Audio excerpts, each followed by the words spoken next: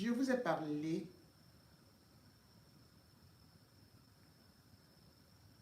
en 2023, en janvier, d'une tentative d'assassinat en plein cœur de Paris. Ils ont changé de méthode cette fois-ci, puisque j'ai reçu juste après l'émission de samedi ou de jeudi, et pas avant, celle de samedi, un coup de fil. Et ce coup de fil était celui de quelqu'un à la tonalité avec une voix de responsable, un Européen, qui me disait donc que j'avais bénéficié d'un programme mis sur pied par le gouvernement français.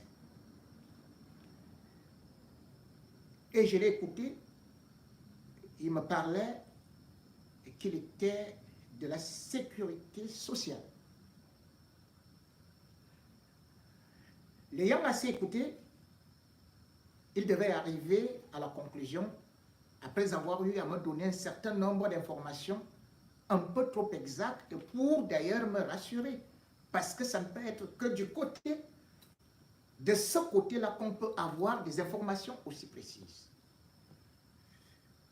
Et c'est là où il me dit que je dois bénéficier d'une consultation à domicile. Je lui dis qu'il s'agit de quelle consultation? Il me dit, c'est une consultation auditive. Donc des médecins vont se déplacer par rapport à cette campagne qui est lancée par l'État. Et pendant cette consultation, on vous donnera également des appareils que vous allez utiliser. Que vous soyez malade ou pas, vous pouvez d'abord les garder. Bref, il était très rassurant. Après m'avoir donné ce lot d'informations, j'étais quand même un peu curieux de savoir comment est-ce qu'il a fait pour m'appeler, dans la mesure où je sais que en Europe et particulièrement en France, lorsque vous devez aller chez le spécialiste, c'est plutôt votre médecin généraliste qui va vous donner une note que vous devez y apporter. Je ne comprenais donc pas comment est-ce que moi, n'ayant jamais eu mal aux oreilles, je pourrais être dans une telle situation. J'étais parti au boulot et rentrant, je m'étais quand même posé un certain nombre de questions. Et surtout, j'avais cherché de rappeler à ce numéro, après avoir eu à exposer cette situation à quelqu'un qui s'occupe aussi de mes besoins de sécurité, surtout depuis que les forces de sécurité, de renseignement de la France avaient découvert que ma vie était en danger. J'avais donc appelé le commandant qui m'avait dit qu'il allait un peu confier le dossier à quelqu'un d'autre parce que malheureusement, il ne peut plus terriblement s'occuper de mon dossier. Il est en train de vouloir partir à la retraite.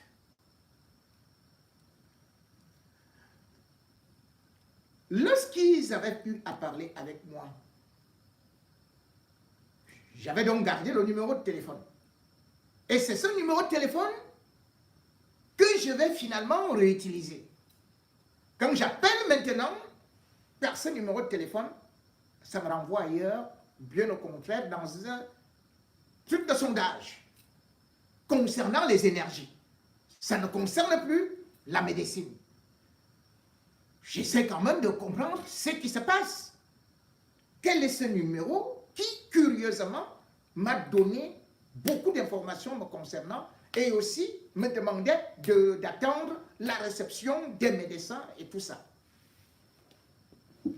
J'avais donc compris qu'il y avait quelque chose qui n'allait pas. Puis lundi.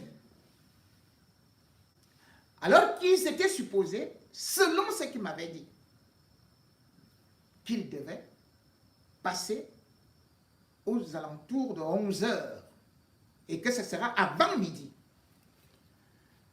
J'avais donc eu à confier encore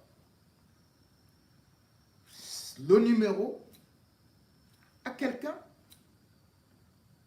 des forces de sécurité qui finalement avait trouvé que cette histoire était très louche, mais m'avait demandé quand même que maintenant, on va chercher à les piéger puisque ce sera à telle ou telle période. J'avais reçu aux alentours de 10 heures un autre coup de fil. Ce n'est plus avec le même numéro. Ce n'est plus avec le 09, c'était déjà avec le 01. Et cette fois-ci, on me dit que c'est une équipe de 3 médecins qui doit arriver chez moi. Je dis, c'est toujours la même heure? Oui. Mais comment vous faites pour... Est-ce que moi, je ne peux pas venir vers vous? Non, non, non, non. Les appareils doivent vous être posés. Vous devez nous attendre. C'était quand même curieux parce qu'ils avaient dit, ils passent de quartier en quartier. Sauf qu'en ce temps, quand même, le dimanche, personne ne m'avait dit, dans mon quartier, qu'ils devaient recevoir la visite des médecins qui devaient venir aussi s'occuper. J'ai quand même des voisins qui sont déjà assez âgés, mais qui ne reçoivent pas une telle offre.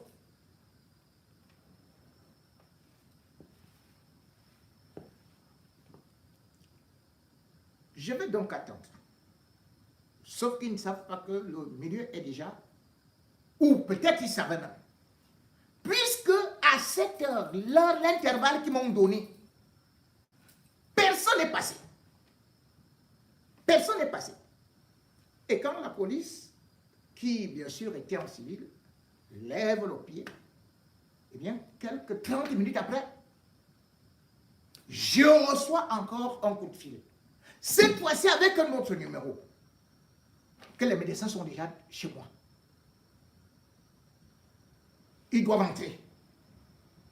Mais je dis, mais ils doivent entrer comment? Mais je vous attends depuis... Non, non, non, il faut vraiment... Mais monsieur Ngono, sachez que c'est une chance unique. Vous avez été sélectionné. C'est des appareils de plus de 13 000 euros. J'ai dit, mais 13 000 euros, je n'ai pas mal au tympan. Le temps pour moi de reprendre maintenant l'autre téléphone pour lancer l'alerte.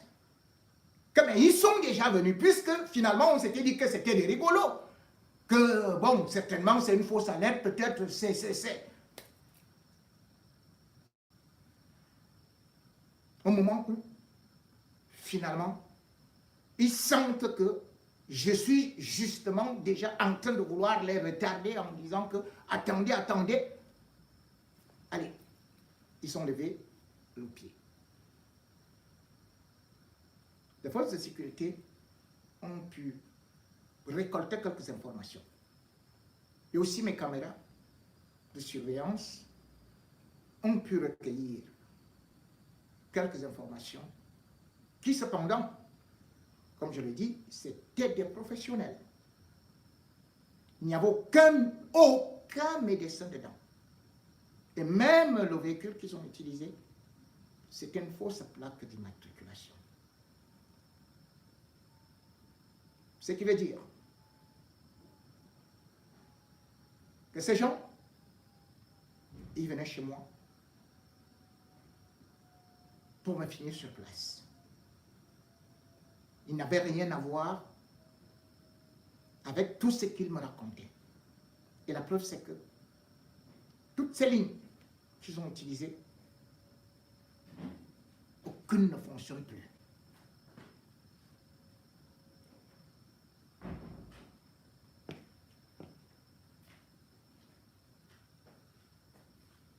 Le régime Biya, avec tous ceux qui sont là-bas, a souvent utilisé ces méthodes. Ces méthodes de kidnapping, ces méthodes où on vous met quelqu'un qui va paraître comme un responsable et qui va vous mettre en confiance. Et dès qu'ils sont chez vous, parce que c'est vous-même qui ouvraient et viennent faire leur sale boulot. D'ailleurs, c'est ce qu'ils avaient fait avec un certain Maître Ngongo Otu. Maître Ngongo Otu est celui-là qui était aussi très critique envers le régime Biya. C'était un brillant avocat, puisque d'ailleurs, il a été le tout premier directeur de l'école de police judiciaire au Cameroun. Il a même été le premier procureur de la cour d'appel de Yaoundé. Mais Maître Ngongo était aussi ce parleur, celui qui empêchait le régime de tourner en rond et qui critiquait un certain individu qu'on appelle Ongba Damas. Le régime Biya, depuis fort longtemps, a eu à tisser des relations avec des réseaux de la DGSE, c'est-à-dire parfois des gens qui n'en font plus partie. Et Ongba Damas, qui était l'ami de Biya, avait donc réussi à créer l'une des cellules les plus dangereuses qui puissent exister. Parce que c'était les réseaux Focard. Ongba Damas, lui, c'était un ancien couturier. Mais sa spécialité était de recruter des tueurs à gages. Et ces tueurs à gages allaient à la fois au Cameroun et aussi en Europe. Et même aux États-Unis. Aux États-Unis, au Canada, en Allemagne et tout et tout. D'ailleurs, j'ai été surpris que lors de ma tentative d'enlèvement en 2023, que le Cameroun soit classé comme l'un des États les plus dangereux qui réussit à détruire les réfugiés politiques à l'étranger. Ils avaient cette information. Et aussi avec l'affaire de Martinez-Zogo, ça a permis encore de bien mettre l'œil sur l'état du Cameroun. Et puisque je vous parlais de Maître Ngongo, qu'est-ce qu'ils avaient fait? Ils avaient pris comme ça, parce que Maître Ngongo, lui, c'était au Cameroun à l'époque. Il habitait, je crois, à Mélène. Ils avaient réussi à s'introduire chez lui, comme aussi des amis. Je ne sais pas ce qu'il lui avait dit. Toujours est-il que c'est lui-même qui était parti ouvrir la porte. Quand ils étaient arrivés, ça, nous étions en 1988. Quand ils étaient arrivés chez lui, Maître Ngongo était ceinture noire en karaté. La bagarre a déclenché parce qu'ils voulaient le finir sur place. Finalement, ils auront le dessus parce que ils étaient trois. Ils vont le laisser mort pour mort. Ils s'en vont. Maître Ngongo, ils avaient calculé, quand il n'y avait plus ses enfants à la maison, ou plutôt les enfants n'étaient pas là, la femme n'était pas là, c'est en ce moment où ils sont arrivés. En plein jour. Ce n'est pas la nuit. En plein jour. C'est si je donne ces informations aussi pour que d'autres ne puissent pas tomber dans ce piège. Alors, sauf qu'il n'était pas mort. Lorsqu'il ne meurt pas, ça crée le scandale au Cameroun. Eh bien, la famille et tout le reste décident que non, ce n'est pas possible et tout. Et qu'est-ce qu'Ongba Damas fait? Ongba Damas, il savait qu'il était au service de Biya et que justement, il travaillait avec ces gars de la DGSE qui eux-mêmes étaient des recrues de Charles Pasqua à l'époque, qui était de la cellule de Gaulle. Charles Pasqua, c'est lui qui était spécialiste pour recruter ces gens-là avec la bénédiction, ou plutôt avec le concours financier d'Ongba Damas, qui recevait l'argent des caisses noires, et comme ça, on vous élimine aisément. Ces cellules existent toujours, malgré le fait que Ongba Damas soit lui-même mort depuis mars 2013. Maître Ngongo Otu est donc venu ici. Et qu'est-ce qu'on a fait? On l'a amené à l'hôpital américain. Mais sauf que là-bas, il y avait sa sœur. qui devaient surveiller. Parce qu'on savait que ces gens vont envoyer certainement d'autres personnes pour aller l'éliminer, pour aller l'éteindre. Effectivement, sa sœur n'avait pas été attentive. On est venu la flatter pour aller lui acheter quelques petites robes en lui disant que tu n'as qu'une seule tenue. Dès qu'elle est partie, les faux médecins l'ont abattu. Maître Ngongoutou a été tué dans de telles façons, en France, par les services secrets de la DGSE.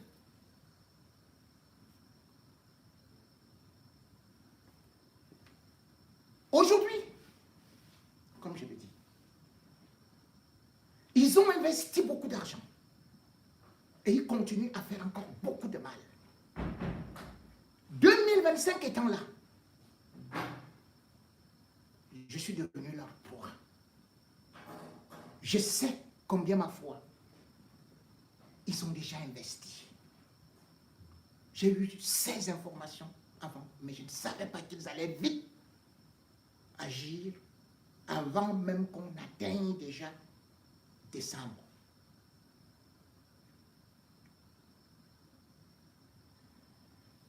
Ma page Facebook, comme l'année dernière, c'est toujours eux.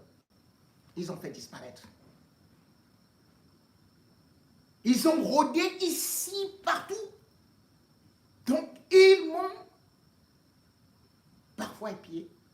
Mais sauf que, comme ils savent que moi-même, aussi, je ne suis pas seul, et que je bénéficie quand même d'une sécurité, on peut rapprocher des services de sécurité de la France. Ils ont voulu utiliser le côté traitement. Je n'ai pas mal aux oreilles. Je n'ai jamais pris un rendez-vous avec qui que ce soit. Comment ont-ils pu faire pour avoir toutes ces informations, et sur moi, et sur la famille, et sur les adresses, et sur ceci et cela?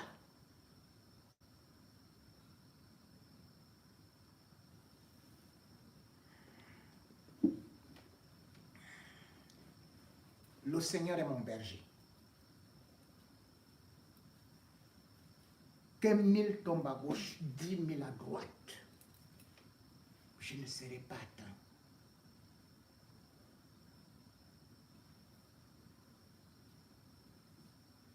Il y a des informations que je ne peux pas vous donner. Parce qu'une enquête est ouverte et que l'affaire est sérieuse. Mais je me devais, tout au moins, de vous alerter. N'écoutez pas ce que les autres vous disent que le Cameroun, c'est un pays de démocratie. Là-bas, ces silences sont tus. Et ils n'ont pas de limite. Ce n'est pas parce que vous êtes à l'étranger que vous dites que ce régime qui utilise les passeports diplomatiques, les passeports de service, qu'ils ne viendront pas à vous. L'argent qu'ils doivent développer le pays, ils développent seulement ça dans la haute criminalité, dans des assassinats ciblés.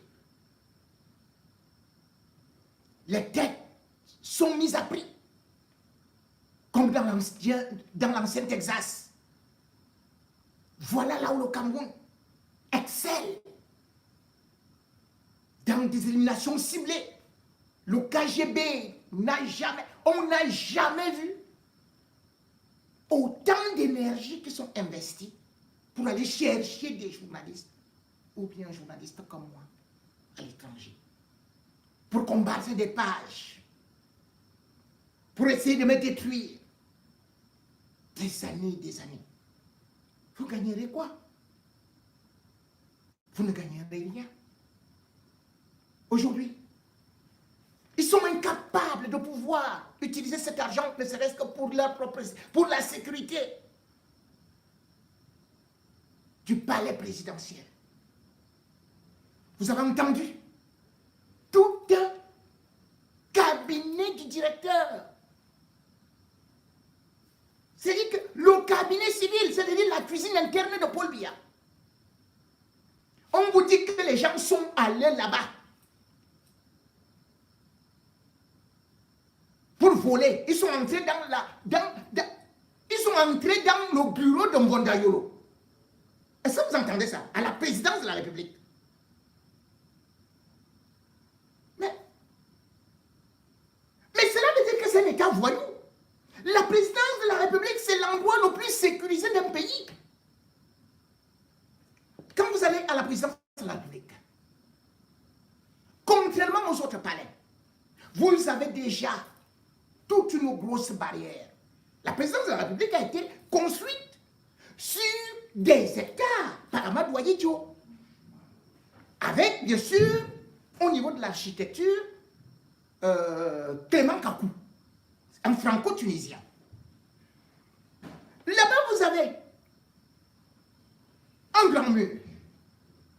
Vous avez la direction de la sécurité présidentielle, la DSP. Vous avez la GP, la garde présidentielle. Vous avez même la police, vous avez la CEMIL. Un bandit fait comment pour entrer là-bas? Jusque dans le bureau qui est au-dessous de Paul Biya. Le bureau de Paul Biya, c'est au 3e étage. Le bureau de Mbondayolo, c'est au 2e étage. Pour rentrer, arriver là-bas, il faut prendre un ascenseur. Donc, il faut avoir un badge.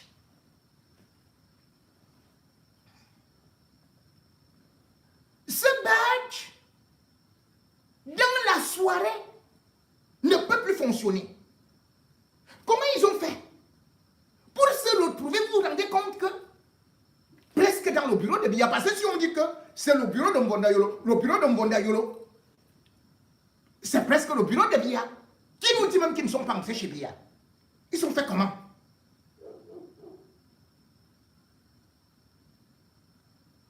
Pour aller faire quoi?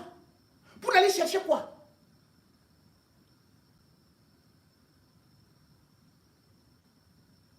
Le palais d'Etoudi a une haute sécurité, donc.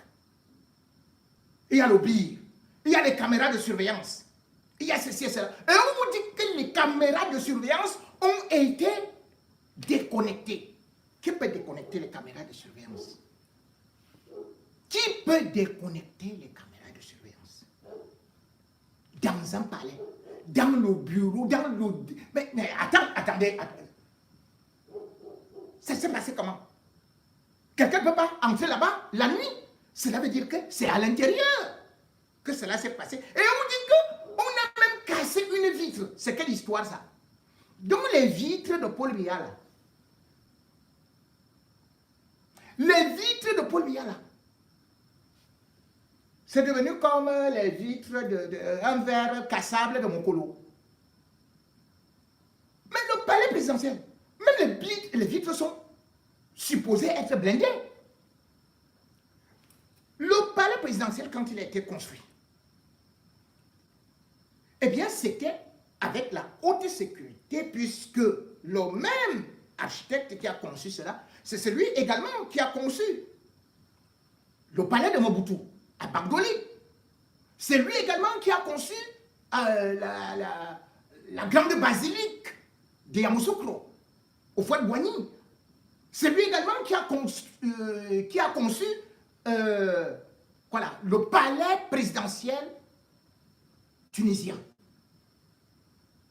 Comment on peut dire qu'on a réussi et personne n'a entendu le bruit? Et il y a au moins 1500 soldats là-bas. Ils n'ont pas entendu. On peut casser la vitre du palais présidentiel et vous n'entendez pas? Ça veut dire que Biya lui-même est en danger. Vous dites que c'est nous qui sommes en danger, mais non, c'est Biya qui est en danger. Cet État, c'est un État voyou.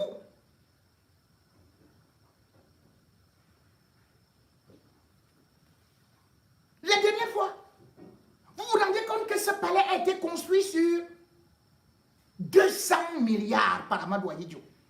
Et puis, il y a eu 5 milliards que Amadou Ahidjo a utilisé pour la décoration intérieure de ce palais. Donc, même les robinets étaient en or et en argent. Repartez au palais présidentiel, au palais là où se trouve Paul Biya. On a volé tout, même les robinets. Les robinets ont été volés au palais présidentiel.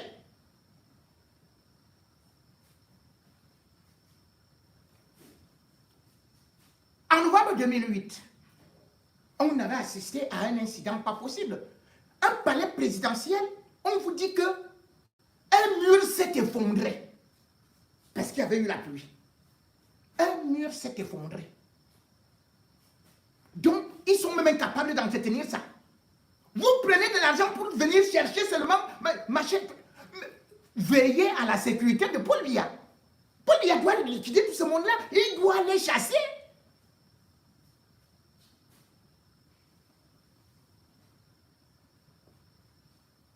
Pas plus tard qu'en 2013, nous étions en juin. Les mêmes gens, on a vu le feu prendre à côté du vieux quoi là, de ASONEL. Où c'était les disjoncteurs, où c'était ceci. Mais Paul Biya a bondi. Il a couru pour aller se réfugier dans le bunker, en croyant que c'est bien un coup d'État. Ils sont incapables d'entretenir ça. Et les voilà. Comment Vondayolo peut expliquer aux Camerounais que le bureau, c'est-à-dire que le bureau de Paul Biya, parce que Vondayolo n'est qu'au service de Paul, ça veut dire quoi? On a pris combien de milliards là-bas? On a pris combien de milliards? Vous nous cherchez. Et voilà Paul Biya qui est dehors. On me dit que les vitres de Paul Biya, oh yo, on met seulement comme ça, ça s'est cassé. Les caméras de surveillance de Paul Biya, on les a déconnectées. C'est-à-dire que quelqu'un peut venir déconnecter mes caméras de surveillance? Moi? Non. Personne ici ne peut déconnecter les caméras de surveillance dans une maison en France. Comment on peut dire que c'est au palais présidentiel d'Etoudi qu'on déconnecte et on n'a pas des images? C'est la même chose qu'on a vu avec Martinez Zogo. On a dit que les caméras de Yaoundé ne fonctionnaient plus. C'est une série de criminels qui sont aujourd'hui juste, qui ont pris Paul Biya en otage. Si Paul Biya n'était pas en otage, vous croyez que ces histoires-là peuvent se passer comme ça? Qui a pris l'ascenseur? Les gardiens étaient où? Ils ont les armes. Qui a pris? Qui peut courir le risque?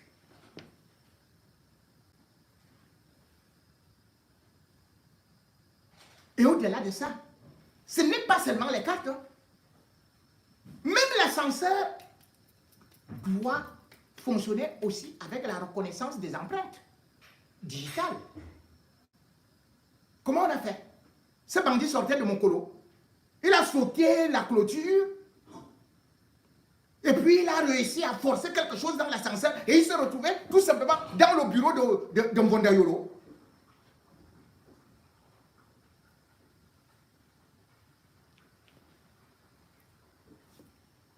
Un beau jour, vous allez entendre que Paul Biya lui-même, il dort déjà à monter en rouge, qui l'ont ligoté, qu'il est déjà là-bas. Puisque c'est un État où chacun fait ce qu'il veut. Vous avez vu ce que Vondayolo avait fait avec dernièrement là, chez lui. Parce que vous allez entendre que c'est des milliards qui ont disparu. Hein. Des milliards. La dernière fois, c'était quoi? Je crois que c'était le 2 décembre 2023. Lorsque nous avons appris que chez Vondayolo, les gens qui travaillaient chez lui parce que lui, il était parti représenter Paul Biya dans une messe, que les gens avaient réussi à voler chez lui 2 milliards. Si on vole chez Vondayolo 2 milliards, imaginez-vous, le cabinet civil à ce qu'on appelle les caisses noires. On a volé combien là-bas? Cela veut dire que, en fait, c'est un complot pour détourner au moins ce qui a a souvent dans les caisses noires. C'est-à-dire que ça peut être même 20 milliards, ça peut être même 100 milliards, ça peut même être 200 milliards. Ce n'est pas un individu qui est parti de quelque part pour aller se retrouver là-bas au palais. Et quand nous disons ça, cherche à nous tuer. Parce que nous disons juste la vérité. Vous êtes loin là-bas, nous on est loin ici plutôt. Mais on voit ce que vous faites là-bas. Parce qu'ils sont en train de préparer ce qu'on appelle le trésor de guerre. Le trésor de guerre, c'était quoi? Amoudou prenait de l'argent dans la ligne 94. Aujourd'hui, les Omblos des Omblos se retrouvent à Kondengi. Et c'est le sauve qui peut. Avec bien sûr la télévision, la télé sud qui a déjà fermé. La ligne 94 est fermée. Ils ne peuvent plus ouvrir. Ils vous provoquent donc. Et ce n'est pas la seule piste, parce que l'autre piste, je vais revenir sur ça, avec les éléments que j'ai obtenus. Mais je reviendrai sur ça samedi. Mais cette piste que vous voyez là, c'est parce qu'ils préparent la guerre. Ils doivent être super milliardaires. Et ils vous disent donc qu'en fait, c'est des voleurs qui sont arrivés au bureau de Biya. Hey! Mais même l'ascenseur, pour aller dans mon bureau, mais il faut badger. Comment vous voulez me dire que quelqu'un dans un palais est entré dans l'ascenseur de Paul Biya, est allé au bureau de Paul Biya, parce que le bureau de Paul Biya est juste en haut de celui de Mondairo. C'est au troisième. Mondairo au deuxième niveau.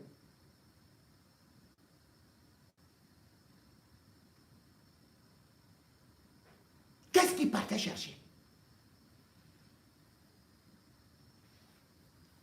Ce que je veux juste dire, c'est que chaque fois que j'aborde un dossier où j'annonce que quelqu'un peut être en danger, eh bien, il cherche rapidement à venir me clouer le bec. Ma dernière sortie, où je parlais à une icône, un petit frère, Samuel Eto'o, je lui avais dit, dans mon direct, que dans le milieu, le lac de requins qu'il est là,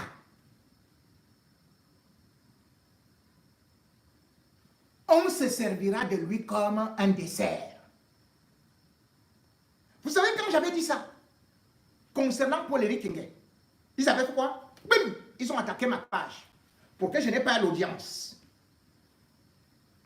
Quand j'ai dit ça sur Martinez Zogo, il m'avait attaqué pour qu'on oublie ce que j'avais déclaré. Le direct sur Samuel Eto'o était là.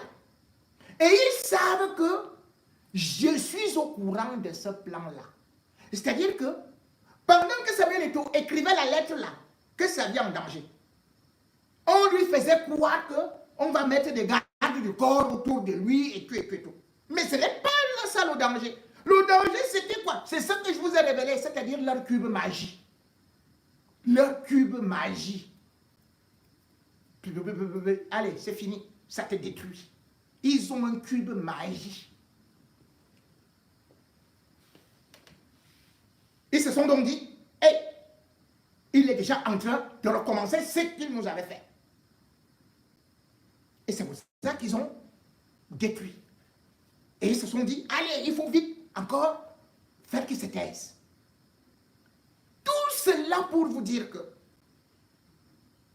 en 2025, que est préparé aujourd'hui, pendant que l'opposition est dans l'expectative, se pose des questions, eux, ils entassent des milliards.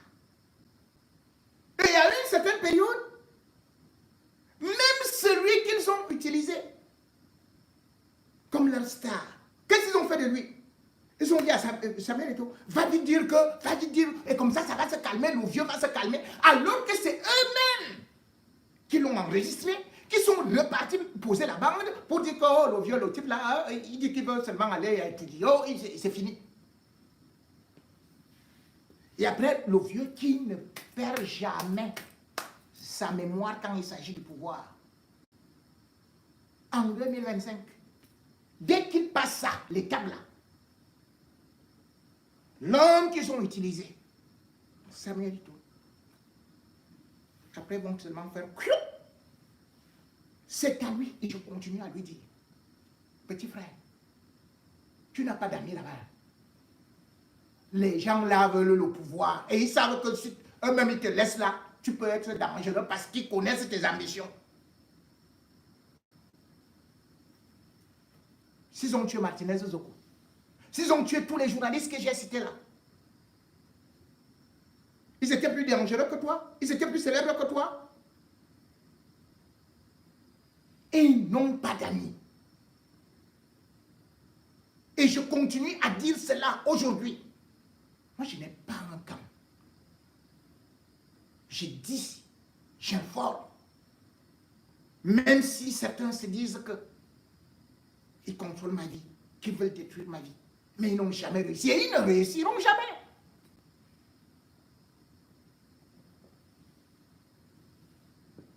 Et tu dis aujourd'hui, c'est le clan du sang. Tous ces agents et tous ces détruits. Parce que Biya aujourd'hui, c'est un légume. Biya aujourd'hui ne contrôle plus. Et dans cette lutte-là, on aurait pu aussi profiter de leur querelle intestine pour pouvoir lancer nos vraies campagnes. Mais nos campagnes sont où? Nous sommes en train, regardons-nous. Nous sommes en train juste de faire des petites querelles, de faire des clashs inutiles. Et c'est comme ça depuis 40 ans que Paul Biya nous manipule. Paul Biya envoie des gens dans la distraction qui, au lieu de regarder où sont nos ennemis, ils regardent plutôt dans leur propre camp. Nos ennemis sont là-bas. Ceux qui ont versé tout le sang des anciens combattants. Ceux qui ont versé le sang de tous ces opposants qui ont voulu juste la liberté.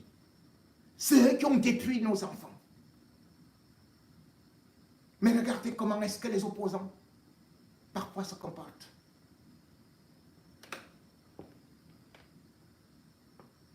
Comme parfois si nous étions même leurs pires ennemis.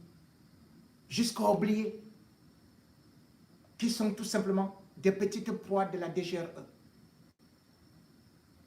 Qui sont comme des chiffres. Qu'il suffit tout simplement de mettre la croix à éliminer. À éliminer. À éliminer. Combien seront éliminés avant 2025? C'est la question qu'il faut se poser. Quand vous comprenez aujourd'hui qu'ils sont en train de faire des coups bas, des pieds, des mains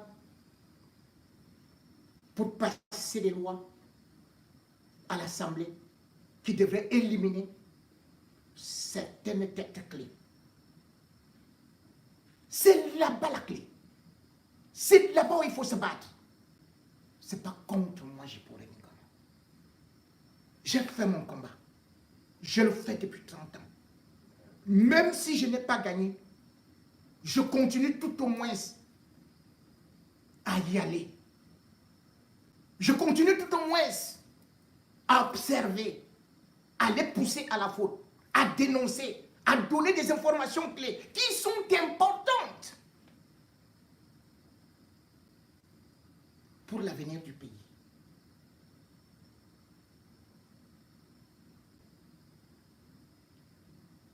Quel autre plan vont-ils faire? Ils ont tellement aligné les plans. Oui, même dans des cabarets, comme je disais, venez parfois me chercher. Mais, comme une anguille, comme une cellule, je réussissais toujours à glisser.